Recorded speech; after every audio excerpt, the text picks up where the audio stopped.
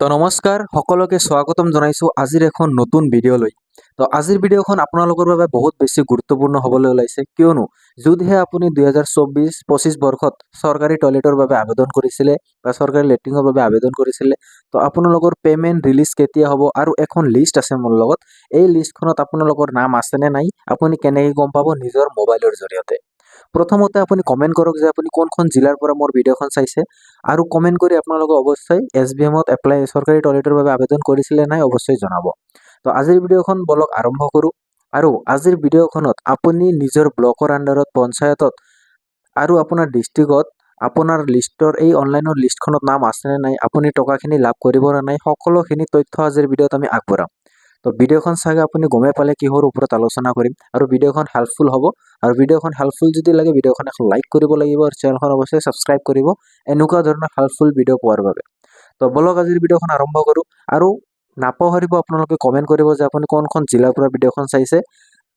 Comment কৰাটো বাধ্যতামূলক, আপুনি কৰিবই লাগিব, ঠিক আছে। তো বলক ভিডিঅ'খন আজি আৰম্ভ কৰোঁ। আপুনি আপোনাৰ মোবাইলৰ গুগল ক্ৰমত আহি যাব আৰু ইয়াতে আপুনি SBM বুলি চাৰ্চ কৰি দিব। SBM বুলি চাৰ্চ কৰাৰ লগে লগে আপোনালোকৰ মাজত এইখন প্ৰথমখন পেজ আহি যাব, স্বচ্ছ ভাৰত মিছন গ্ৰামীণ ডিপাৰ্টমেণ্ট। এইখনত ক্লিক কৰাৰ লগে লগে আপোনালোকৰ মাজত এইখন পেজ আহি যাব। তো এইখন পেজৰ পৰা আপুনি তললৈ স্ক্ৰল কৰিলে ইয়াতে আপুনি দেখা পাইছে ন ইয়ৰ স্বচ্ছ ভাৰত ডাটা MIS বুলি আছে। তো ইয়াত ক্লিক কৰিব লাগিব। তো ক্লিক কৰাৰ পিছত আপোনালোকৰ মাজতে এখন পেজ আহি গ'ল SBM G বুলি। তো এই পেজখনত এতিয়া আপুনি ক'ত কি কৰিব লাগিব, ছাইডত আপুনি দেখা পাইছে 3 ডট আছে, মই দেখাই আছোঁ আপোনালোকক। এই 3 ডটখনত ক্লিক কৰিব লাগিব। ইয়াতে ক্লিক কৰাৰ লগে লগে ইয়াতে আপুনি ডেছবৰ্ড বুলি লিখা পাই আছে, ইয়াতে ক্লিক কৰক।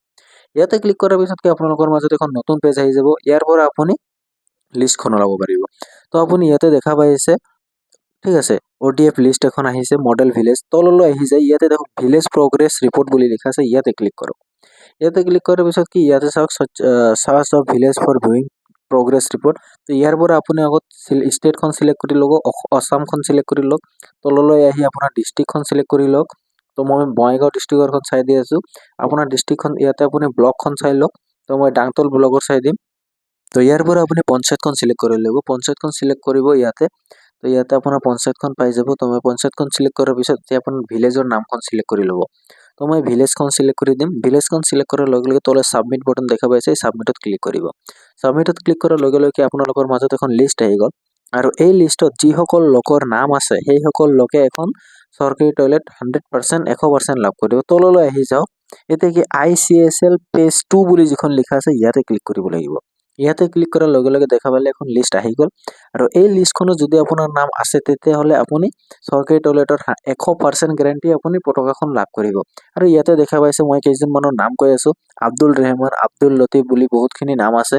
ইয়াতে আবেদা খাতুন বহুত নাম আছে। আৰু আপোনালোকৰ ভিলেজ ব্লগৰ আণ্ডাৰত যিসকল লোকৰ নাম আছে সেইসকল লোকৰ নামবিলাক আহি যাব। আৰু সিহঁতৰ APL নে BPL মানে জব কাৰ্ড আছে নে নাই সকলোখিনি দেখাই দিব, ঠিক আছে। আৰু আপুনি টকাখন কেতিয়া লাভ কৰিব, ফেব্ৰুৱাৰী মাহৰ ষ্টাৰ্টিঙতে আপুনি পাব পাৰে 15 তাৰিখৰ আগতে। আৰু এই লিষ্টখন আপোনালোকে ভালদৰে চাই ল'ব যে আপোনাৰ নাম আছে নে নাই। যদিহে আপোনাৰ নামখন নাই তেতিয়াহ'লে আপুনি এই টকাখন লাভ কৰিব নোৱাৰিব, কিয়নো এইখন চৰকাৰৰ পৰা অনলাইন ৰিপৰ্ট, এই ৰিপৰ্ট অনুযায়ী আপোনালোকৰ টকাখিনি ৰিলিজ দিয়া হ'ব। তো সকলোখিনি আপুনি বুজা পাইছে চাগে।